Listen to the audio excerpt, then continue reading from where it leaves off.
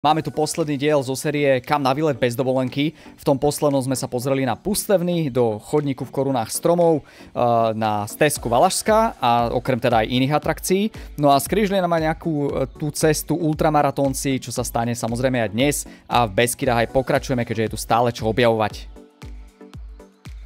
Druhým miestom, kam sa vyberieme, bude kopec Smrk, lebo je to jeden z najkrajších kopcov, ktoré sú v Beskydoch. Takže to bude niečo pre turistov skôr tento raz. A dúfal som, že bude také hmlovisté počasie, lebo ráno to tak vyzeralo. Ale zrejme sa nám vyčasilo, takže bude teplo. Použijeme preto toto neoficiálne parkovanie pri ceste a už je to asi oficiálne, lebo tu nestojím sám, takže po žltej značke ideál hodím do popisku. Vrchol Smrk je čisto turistickou záležitosťou, jedná sa aj o prírodnú rezerváciu, kde je zákaz bivakovania a kladenia ohňa. No a cestou hore som sa opätovne pridal k týmto bežcom, ktorí išli Beskydskú sedmičku, a keďže vrchol Smrk je vysoký 1276 metrov nadmorskej výšky, tak bol celkom záhul sa dostať len hore a naspäť, a pokiaľ oni ešte pokračovali na ďalšie kopce a cez Pustevny do Rožňovu pod Radhošťem, tak majú určite môj obdiv, nebolo to ľahké. Lesná cesta sa zmenila na asfaltovú, ale na rovinu sa to stále nemení. V polovici toho najhoršieho stúpania sa tu aj nachádza buď nejaká útulňa, alebo prípadne môže to byť myslivná. No a postupne sa nám otvárajú prvé výhľady smerom na Čeladnu alebo Frýdlant. A zaujímavosťou je, že len minulý rok tu pribudli na turistickej trase cez najťažšie úseky nejaké drevené lávky, takže už je to aj schodnejšie.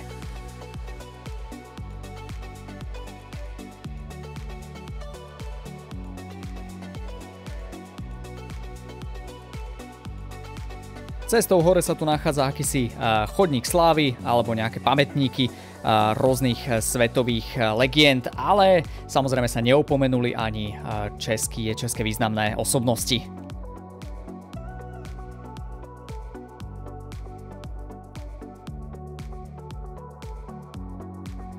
Na samotnom vrchole mali bežci urobené prvé stanovisko, takže som im tam trošku prekračoval tie pásky a rozhodne som prvý nedobehol. Takže potom sa už nebolo moc kde zložiť, preto som sa na vrchole úplne nezdržal a navyše ešte došlo počasie, ktoré tu zahalilo trošičku do mraku, takže výhľady moc neboli. A na ceste nazad som ešte stretol aj pár zaujímavých tabuliek. Tabula je dosť zodratá, ale hovorí o tom, že sa tu nachádza nebezpečenstvo pádu stromov. Takže keby ste počuli pílu, viete, čo máte robiť.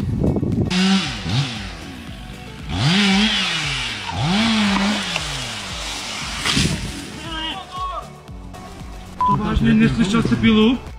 Podľa následujúcich záberov vo videu by to mal pán už viac menej bez problémov rozchodiť. No a my sa presunieme teraz od vrcholu Smrk smerom na slovenské hranice cez Klokočov a Turzovku.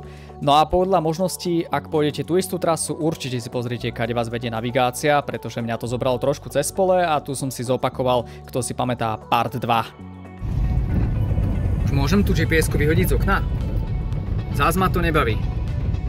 Začína to byť lepšie a lepšie. Panelová cesta. Pardon, pindal som, už mám zase prašnú. Aha, kvôli tomuto sme tu. Ale to je samozrejme falošná megonka. A my ideme hľadať práve megonky. No, každopádne, po skúsenosti s navigáciou nepíšem časté recenzie, ale Google asi napíšem, že nech vymení Google.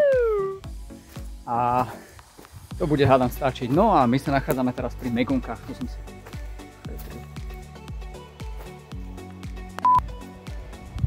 Pardon, vyrušilo ma tu zviera. Jasné, nachádzame sa pri megonkách. Kamenistých útvarov, ktoré nikto nevie, ako vznikli. V 88. tu urobili odstrel a odtedy sa diskutuje v podstate, odkiaľ pochádzajú tieto kamenisté útvary, pretože je to prírodný úkaz a nevyzerá, že sú ľudskou rukou vytvorené.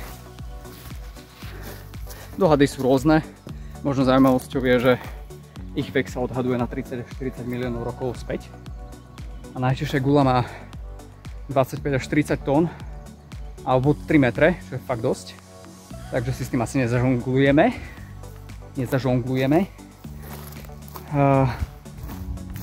No a toto miesto v podstate naberá na popularite v posledných rokoch, aj keď je strašne ďaleko a za extrémne zlými cestami. A ja tu ešte hľadám okrem pôvodných megoniek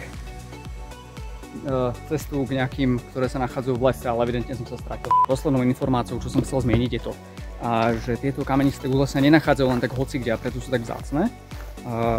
Našli ich buď v USA, Novom Zélande, Bulharsku, v Kostarike myslím, alebo v Rumunsku, tak nejak. Ale je tu jedinečnosť, takže určite sa oplatí sem pozrieť, lebo máme tu nejakú jedinečnosť. Keďže sa nachádzame v lome, v ktorom sa kedysi odpalovalo, tak megonky sú tu roztrúsené prakticky všade naokolo, ale nenájdeš ich len pred vstupom do lomu, respektíve pri vstupe, ale aj na omnoho nedostupnejších miestach, ale tam je našťastie vstup zakázaný, vyhradený tabuľkami, pretože mohlo by sa ti niečo zošuchnúť pod nohou a stalo by sa nešťastie, ale na vrchol lomu sú dve cesty, jedna z toho je oficiálna a odporúčame využiť aj napriek tomu, že je celkom strmá, tak sa oplatí ju výjsť kvôli výhľadom alebo západu slnka, sú tam aj oddechové lavičky, takže dá sa to vychutnať.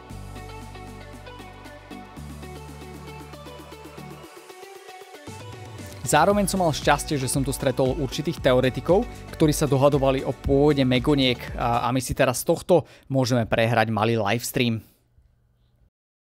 Vravím ti, že sú to starobylé vajcia dinosaurov. Blbosť, to tu nechali mimozemšťania a staré reaktory zúfali, čo tu havarovali, vieš, ešte pred x rokmi. Chalani, ste tu krátko a neviete ani, jak sa svet točí. Takže je to následovne. To ešte Bidenov tatko dal Bidenovi vysadiť tie vajcia pred x miliónmi rokov, aby teraz, keď ho trafí šlak, sa obnovil znovu a vyrastli noví Bidenovci. Tak to je. No dobre, túto rozpravu radšej nechajme iným teoretikom.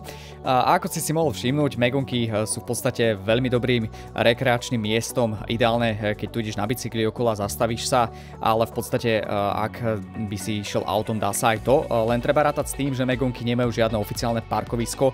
Je tu miesto maximálne tak pre 2-3 auta popri ceste, takže je možné, že bude treba nechať auto dole v dedinke a trošku si to vyšlapať.